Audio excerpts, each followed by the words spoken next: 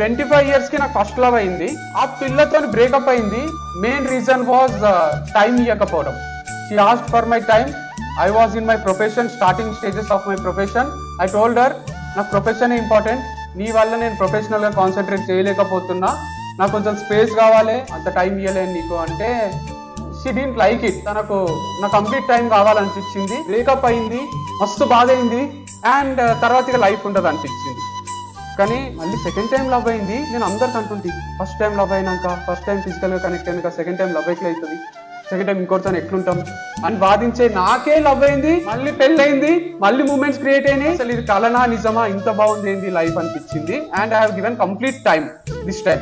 First time love లో చేసిన mistake second time లో చేయలే, రివర్స్ అయింది ఈసారి. మళ్ళీ బాధ అయింది, ఇక లైఫ్ ఉండదు అనిపించింది. బట్ స్టిల్ లైఫ్ మంచినే ఉంది. ఇప్పుడు కూడా సాడ్ మూమెంట్స్ వస్తున్నాయి, పోతున్నాయి, హార్ట్ బ్రేక్స్ అవుతున్నాయి, పోతున్నాయి. This made me A better person.